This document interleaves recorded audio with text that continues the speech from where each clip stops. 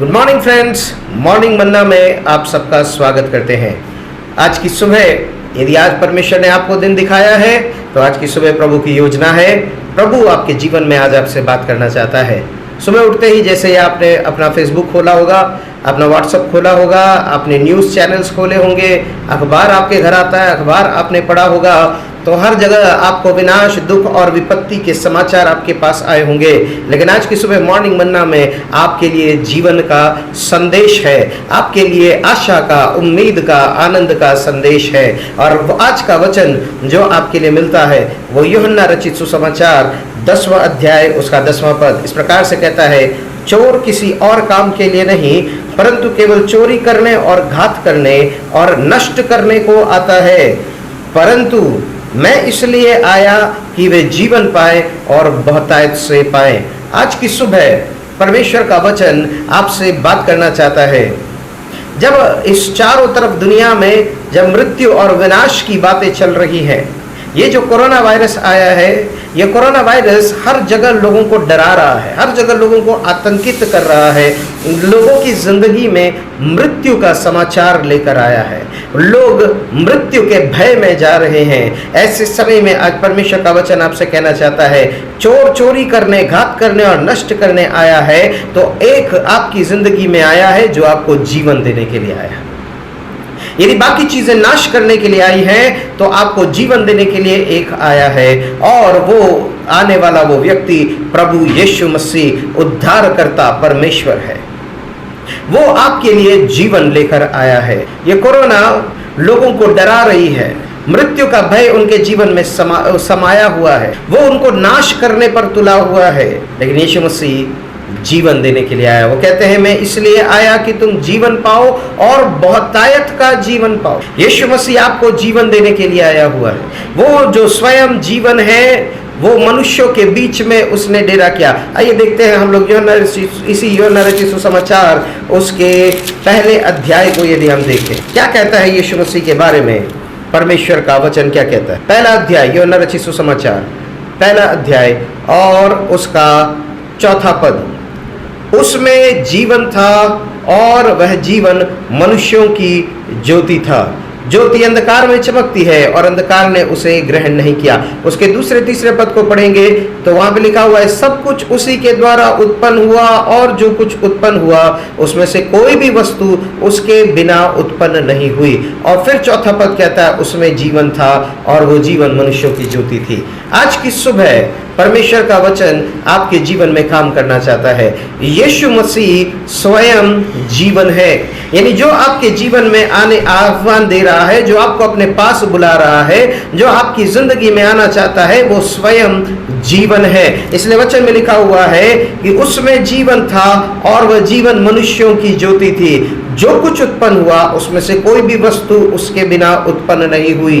जीवित वस्तु की निशानी यही है कि जीवित वस्तु के अंदर उत्पन्न करने की सामर्थ्य होती है। आप प्रकृति में देखिए, हर वो चीज जो जीवित है वो उत्पन्न होती है, उसके अंदर रिप्रोडक्शन होता है, वो जीवन और जीवन लाती है, वो जीवन और जीवन फैलाती है। यदि बीज है तो बीज के अंदर जीवन है। जब तक उसके अंदर जीवन है, जब वो बीज जमीन के अंदर गाड़ दिया जाता है या बोया जाता है तो वो बीज अंकुरित होता है, क्योंकि उसके अंदर जीवन है। यदि आप किसी पेड़ को काट दें, पर यदि वो पेड़ जिंदा है, यदि उसकी जड़ें जिंदा है, उसकी जड़ें यदि मजबूत है तो वो पेड़ वापस निकल कर आ जाएगा।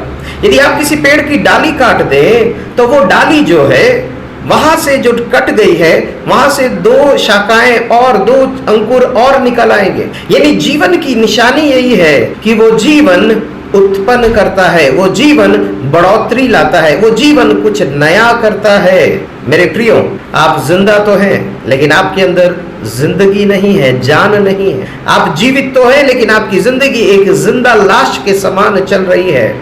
आपकी आत्मा मरी हुई है, आपका आनंद मरा हुआ है, आपके सपने मरे हुए हैं, आपकी योजनाएं मरे हुए हैं, आपके टैलेंट्स मरे हुए हैं, आपकी खूबियां खासियत मरी हुई है, फाइनेंसेस मरे हुए हैं, पारिवारिक रिश्ते मरे हुए हैं, तो आज जीवन का संदेश सुनिए। यीशु मसीह का वचन आज आपके जीवन में आ रहा है और आज परमेश्वर आपसे बात कर रहा है और वो आपसे कह रहा है कि मैं इसलिए आया कि वे जीवन पाए और बहुतायत का जीवन पाए। यीशु मसीह आपको जीवन देने के लिए आया है। आपके अंदर में जो चीजें मरी हैं उसको जिंदा करने के लिए आया। आपके जीवन के अंदर जो बातें नाश हो चुकी हैं उसको पुनः उत्पन्न करने के लिए आया है, क्योंकि उसमें जीवन था और वह जीवन मनुष्यों की ज्योति थी। आज जब वो जीवन आपके अंदर आएगा, आज जब प्रभु का जीवन आपके अंदर में प्रवेश करेगा, तो वो आपके अंदर एक नई जिंदगी उत्पन्न करेगा। हालेलुया। क्योंकि परमेश्वर का वचन जीवित है और मैं आपको परमेश्वर का वचन सुना रहा हूं कि यीशु मसीह जीवन देने के लिए आया है। इसीलिए क्योंकि ये वचन जीवित है, ये वचन आज आप अपने जीवन में आने देंगे तो एक बीज के समान ये आपके अंदर अंकुरित होगा और आपके अंदर अंकुरित होकर आपके अंदर फलों को उत्पन्न करने जा रहा है। बोलो यीशु मसीह की जय।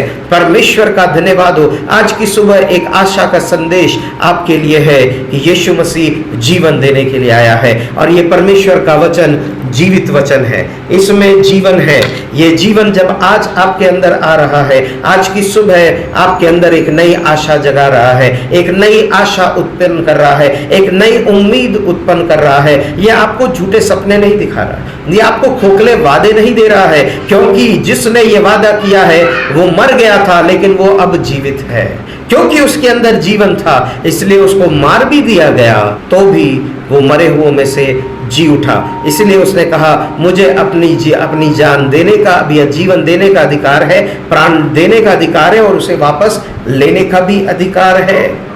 यानी लोगों ने मारने की कोशिश की, लेकिन जब तक उसने ये नहीं कहा हे पिता मैं अपनी आत्मा तेरे हाथ में सौंपता हूं, तब तक वो मरा नहीं तो इतने 39 कोड़े खाने के बाद में जिंदा रहना बहुत मुश्किल है।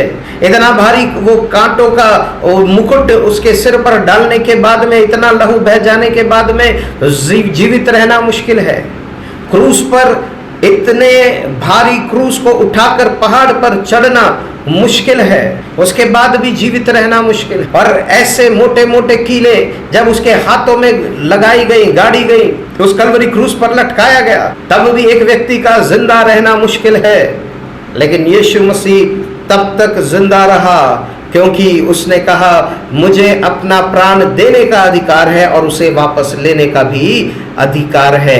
आप और हम प्राण ले तो सकते हैं लेकिन प्राण दे नहीं सकते। हम किसी को जिंदगी नहीं दे सकते। हम आत्महत्या करके अपना प्राण दे तो सकते हैं लेकिन वापस चाहे तो अपना प्राण ले नहीं सकते, क्योंकि प्राण देने का लेने का दोनों अधिकार केवल परमेश्वर के पास में है। और आज वो परमेश्वर जो स्वयं जीवन है, जिसने साबित करके दिखाया, आज वो परमेश्वर आपकी जिंदगी में आना चाहता है और आज की सुबह आपको आशा का एक संदेश देना चाहता है और कहना चाहता है मैं इसलिए आया कि तुम जीवन पाओ बहुतायत का। क्या आज आप वो जीवन पाने के लिए तैयार हैं? तो आज अपने आप को प्रभु के हाथों में सौंपे और आज की सुबह आप मेरे साथ मिलकर प्रार्थना करें और मेरे साथ मिलकर आप प्रभु से ये कहें कि प्रभु मैं जीवित तो हूँ, मैं जीवित उठा तो हूँ, लेकिन आज भी मेरे अंदर बहुत सारी चीजें मरी हुई। आपकी ख्वाहिशें मर गई हैं, आपके सपने मर चुके हैं, उम्मीदें मर चुकी। तो आज की सुबह जीवन का संदेश अपने अंदर ग्रहण कर लीजिए। जीवन के वचन को आज अपने अंदर उतार लीजिए, ये आपके अंदर अंकुरित। और आज उस प्रभु से कहना है हे प्रभु जिसने सब कुछ उत्पन्न किया, हे प्रभु जिसके द्वारा सब कुछ उत्पन्न हुआ, आज वो जीवन मेरे अंदर आ जाए। आज मेरे साथ मिलकर आप इस प्रार्थना को दोहराएं, अपनी आंखों को बंद करें और कहें हे स्वर्गीय पिता आज मैं आपके पास आता हूँ, आज अपना जीवन आपके हाथों में सौंपता हूँ। प्रभु जी आज मैं ये प्रार्थना करता हूँ आज की सुबह आप मेरे जीवन में आ जाए और ये जो मेरा जीवन एक जिंदा लाश के समान है प्रभु, आज ये जो मेरा जीवन ख्वाहिशों और ख्वाबों के ख्वाब जो मरे हुए हैं, उन मरी हुई चीजों को लेकर चलने वाले जीवन में आज प्रभु आप आ जाइए, आज आप मेरी जिंदगी में आ जाइए और प्रभु आप मुझे वास्तविक जीवन दीजिए। आज मेरे अंदर नया मन उत्पन्न करिए प्रभु। आप जीवित परमेश्वर हैं। आप मर गए थे, इस पृथ्वी पर आए, मर गए, लेकिन तीसरे दिन जिंदा हुए, क्योंकि आपके अंदर जीवन। आप मृत्युंजयी परमेश्वर हैं। आज मैं अपना जीवन आपके हाथों में सौंपता हूँ। मेरे जीवन में आइए और मुझे नया जीवन दीजिए पिता।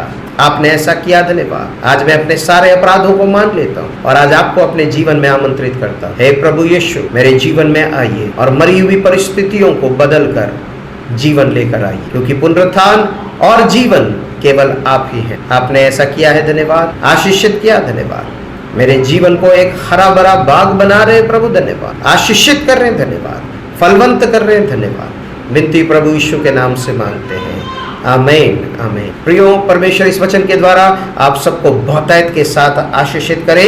आज से आप इस बात पर विश्वास करिएगा कि यदि लोगों ने आपकी शाखें काटी हैं तो आप दुगने तरीके से बढ़ने जा रहे हैं। लोगों ने आपको मारकर दबा दिया है तो आज के दिन आप आनंदित हो जाइए, आप मुस्कुराइए, आप खुश हो जाएं, क्योंकि परमेश्वर आपको उसी में से निकाल रहा है, उसी में से अंकुरित करने जा रहा है। प्रभु इस संदेशों के द्वारा, इस वचन के द्वारा आपको बहुतायत के साथ आशीषित करे। God bless you all.